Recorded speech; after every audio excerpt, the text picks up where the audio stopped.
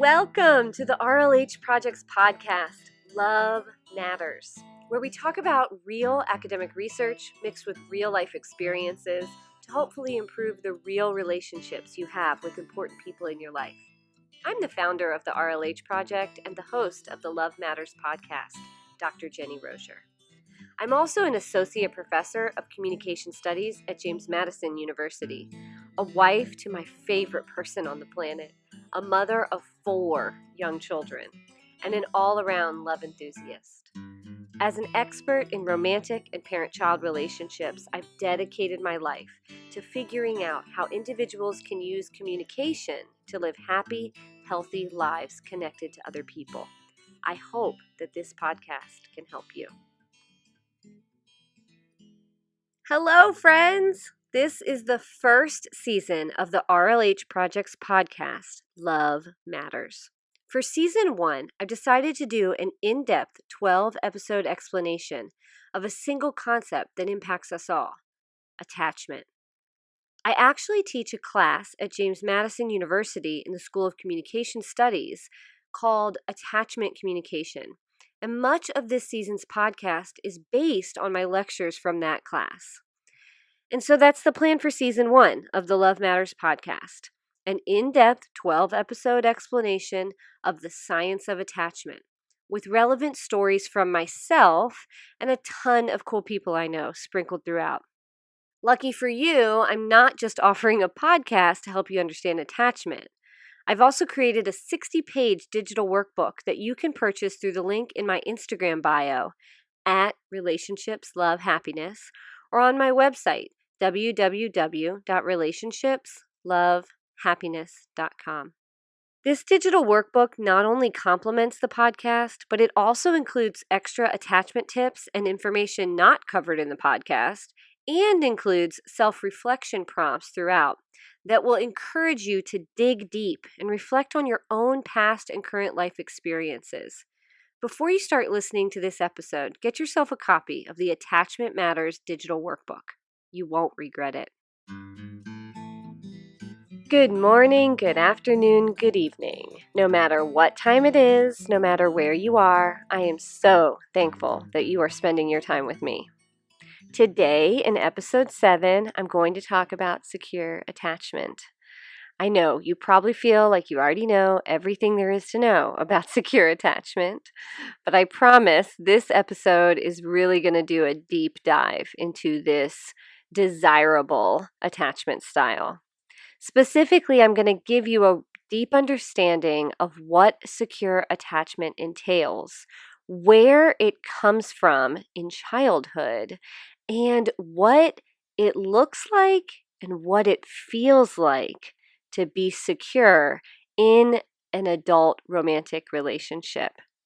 If you're following along in the Attachment Matters digital workbook, we're still on chapter 6.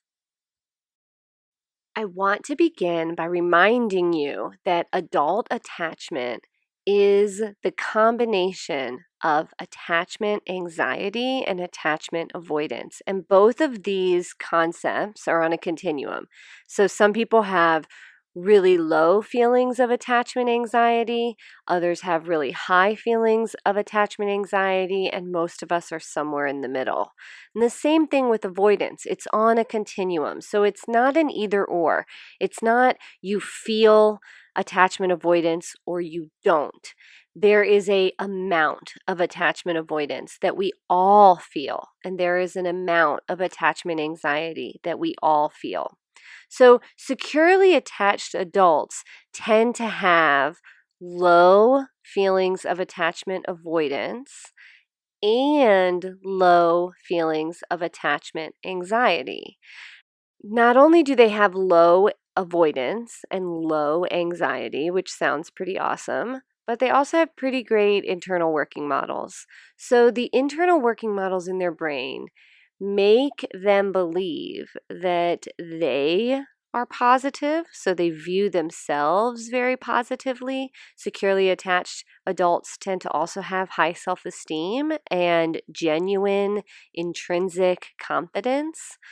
They have positive views of other people, so they're able to trust others, give people the benefit of the doubt, and see the good in other people. And they tend to view the world as a safe place to be and relationships to be valuable things to be involved in. This does not mean that they need relationships to survive. They want relationships.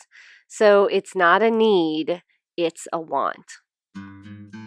Let's listen to my friend Hannah. She's 27 years old. She has been with her husband for 7 years and married for the last 4.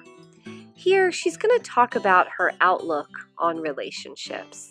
I have had, in my experience, a very positive, romantic, and personal relationships in my life. So when I think about relationships, I look at them very positively, and I'm excited about being in a relationship, and I've been in one for a very long time. But in my mind, they're a very positive thing. I was raised to be very independent, so I feel, and I obviously wouldn't be able to specifically say so, but feel that I could definitely be fulfilled not being in a relationship, but feel very fulfilled in one, and have always viewed them as a very positive thing. What Hannah is describing here about her feelings towards close relationships is a great illustration of secure attachment. Now let's listen to my friend Lauren. She's 26 years old and recently has gotten married to her partner of over 7 years. Being in a relationship is just always having someone to do something with, whether we're out buying groceries or watching TV or planning a trip together. There's always someone there to spend quality time with. In fact, a few years ago, I was on a trip with some girlfriends and they were all single. I was the only one in a long-term relationship, and they were just talking about how they didn't want to be tied down by a partner. They just wanted to live their life freely. And my perspective on that was, well, I want to spend my time with my partner. Like, I want him to be there and do these activities with him. I don't see it as being like tied down, just more of I get to spend that time with him. And I just always think about that example when people talk about being single or in a relationship, and to each their own. But I really do enjoy just always having somebody to confide in and to do activities with. Think about what Hannah and Lauren said. They both emphasized this feeling that they have to be in a romantic relationship. They want to be in a romantic relationship. They're not consumed by it, and they definitely don't think it's like a necessity to live, like they die without a romantic relationship. But they still both have this desire to want to be in a romantic relationship. Secure attachment allows them, enables them, empowers them to have those feelings. Sometimes securely attached people are thought to be able to start a conversation with anyone. They're very good at making social contacts, having either superficial or really deep conversations with people that they've known for a long time or that they haven't known for very long. They tend to be considered conversationalists and outgoing, and this is likely because throughout their life, they have received a significant amount of positive feedback from the important adults in their lives, from their attachment figures. They tend to be warm, open, straightforward, and easygoing in their personalities. Securely attached adults don't tend to worry about their partners cheating on them or judging them or whether they accept them. They're not worried about abandonment. They're secure and confident in their self-worth, and they feel safe and secure in their relationships. Like I've said in previous episodes and in the intro of every episode, I teach a class at JMU called Attachment Communication, but I also teach a class called Communication in Romantic Relationships. And for a large portion of that class, we talk about conflict. And when we talk about conflict, we discuss dialectical tensions. Dialectical tensions are things that often cause relationship partners to have a bit of a push and pull when they're in relationships. So, a lot of times, couples don't even think about talking about these things. One of the dialectical tensions that I think is really relevant to securely attached individuals is the autonomy versus togetherness tension.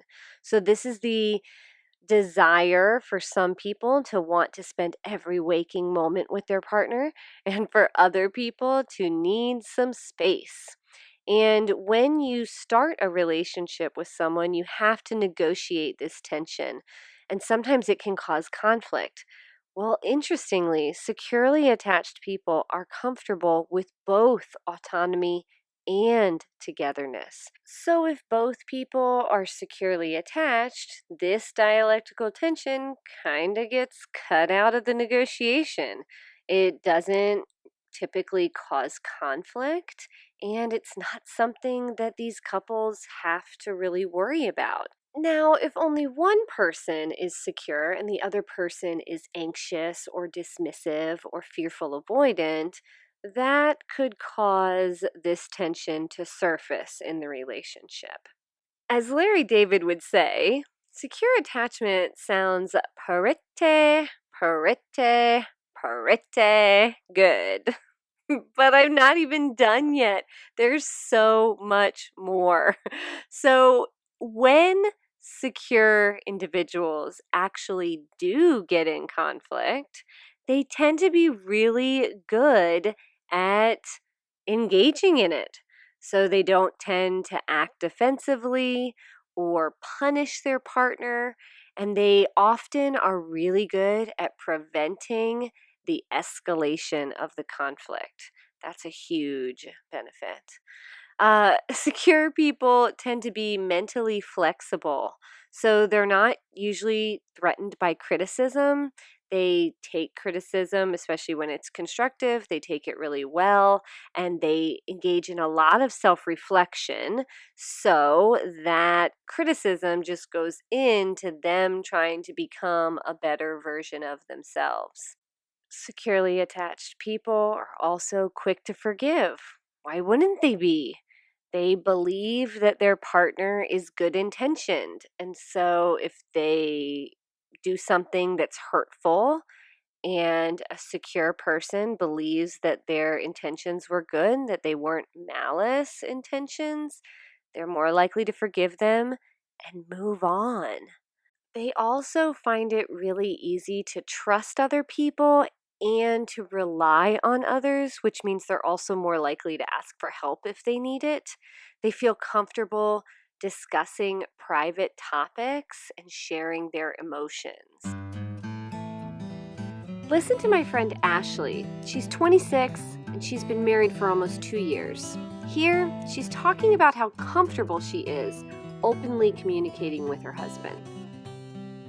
Communication, honestly, which sounds really cheesy, but honestly, just telling him what I needed from him was a big part of us growing together. And then same for him too. If I don't communicate with him what I need, he's not a mind reader. Communicating with him exactly what I needed and how I needed it definitely helped us grow and helped us, become the couple that we are. And honestly, for me, I think just explaining exactly what we need from one another and then actually seeing that fulfilled in the coming weeks by having those conversations is really important to us too, and growing together, like seeing the change, not just the talk. So, this is interesting if you're dating someone who is secure. If you have some issues disclosing private things or talking about your deep seated emotions and your partner doesn't, this could be a reason why they could feel a little more secure in their attachment than you do.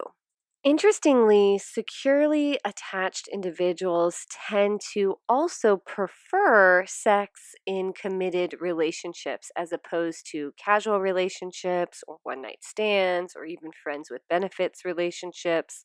Dr. Amir Levine and Rachel Heller have written a book called Attached: The New Science of Adult Attachment and How It Can Help You Find and Keep Love. And in their chapter on secure attachment, they answer the question, does this mean that secure individuals are immune to relationship problems? And you might be thinking this question yourself, right? So I just spent, I don't know, 10 or 15 minutes talking about all of these benefits that securely attached people experience. The way that they think about themselves, the ways that they think about other people, about relationships, the way they behave in relationships, the way other people behave towards them. It seems pretty awesome. But does this mean that they're immune to relationship problems? Here's their answer. Quote, secure people don't always hook up with one another. They date and marry people of all attachment styles.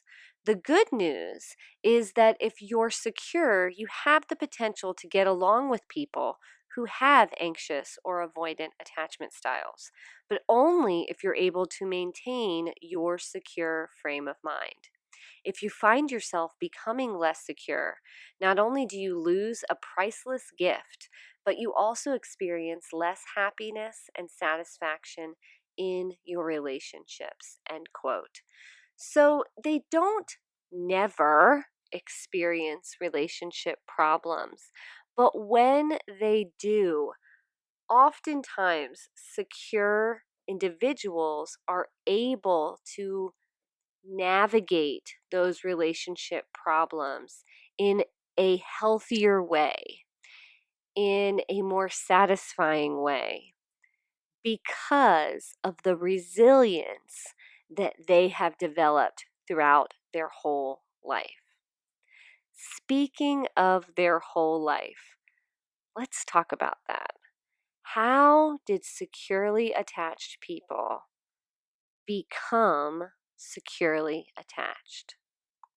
If you listen to the first several episodes of this season's podcast, you have a pretty good idea of what parents or other attachment figures do to develop a secure attachment in a child who later becomes a securely attached adult. Interestingly, though, something that I have not talked about yet is the 5 conditions for secure attachment, which were developed by doctors Daniel Brown and David Elliott, who are big time attachment researchers. They came up with 5 conditions that they believe and that their research has shown have to happen in order for someone to develop secure attachment. The first one is safety and protection. For an infant and toddler, safety means closeness to their attachment figure. And so this is where I've talked about several times this idea of proximity, close proximity, being within earshot or within the sight of an infant as often as you can be. They do not like to be left alone. There's also this interesting dance that an attachment figure has to do in terms of safety and protection. It's not always about holding your child every second of every day or being with your child every second of every day. It's also this dance that we do where we try to let them lead the way, right? I'm sure you've heard before this idea of like child-led play or child-led weaning or something like that, child-led food intake. We let our kids explore and give them the space and the freedom to do things on their own while still staying close enough that they have this sense of safety. So it's not always about being like hovering, being physically close and hovering over them and watching them like a hawk. Safety is a little bit about that, right? We do want to watch them so that they do not get injured or hurt in some way physically. But it's also about letting them be kids and letting them explore while making them feel like you'll always be there to catch them when they fall. The second condition for secure attachment is called attunement. And this is that idea that you need to become in tune with your infant, preschooler, middle schooler, teenager. You become in tune with them by spending time with them, by becoming emotionally available to them, showing interest in their lives, paying attention to their emotions. And as infants, this is the idea that you have figured out when your child sends you a certain signal, it means that they're hungry. When they send you a different signal, it means that they're tired. When they send you a different signal, it means that they want to be held and cuddled. It's you figuring out what your child's needs are and then meeting those needs because you've spent so much time and energy with them trying to figure out what it is that they need. And these needs change throughout their whole lives. A really attuned attachment figure is able to pay attention throughout their child's life and change the way that they respond to them based on what the child needs at that life stage. The third condition for secure attachment is called soothing and reassurance. And this should be clear. So, securely attached adults who used to be securely attached kids were soothed by their attachment figures when they were in distress, when they were infants, when they were toddlers, preschoolers, middle schoolers, teenagers. They were soothed and their attachment figure helped them manage their distress, helped them manage their frustration by teaching them coping mechanisms, teaching them coping skills, and helped them know, so reassured them that what they were experiencing was normal, was expected, was acceptable. And this helped the child who became a secure adult, helped the child develop an ability to manage their own distress, to self soothe without necessarily the help of their attachment figure anymore. The fourth condition is called expressed delight. And this is the notion that the child feels enjoyable. They feel like they are an enjoyable human being. And I've talked about this a lot. They feel loved. They feel lovable. They feel special. They feel magical. Securely attached adults who were securely attached children got this all the time. They felt magical when they were growing up. They felt enjoyable. They felt like people really liked them and they were lovable human beings. And their attachment figures helped them feel this way by expressing delight in everything that they did. The final condition for secure attachment is called support for best self. And this is the idea that children feel supported by their attachment figures in anything that they decide to do. I'm going to quote Dr. Daniel Brown here. He says, quote, "Parents who champion this have a deep faith in their child and always provide them with a safety net. Deeply involved in their child's life, parents give the child space and thrust them towards autonomy and independence. This sense of security allows the child to explore, discover, succeed, and fail.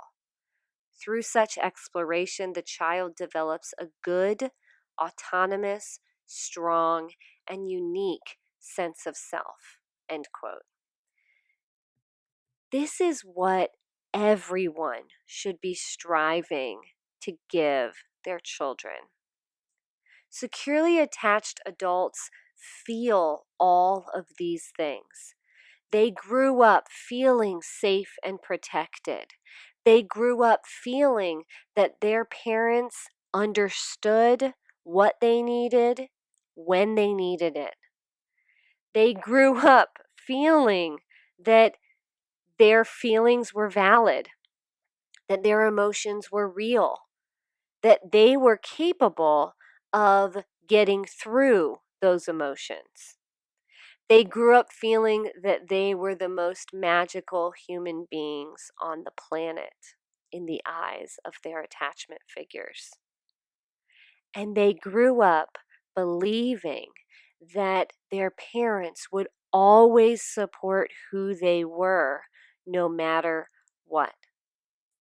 They grew up feeling unconditional love, unconditional support, and unconditional acceptance. Securely attached individuals are truly blessed individuals.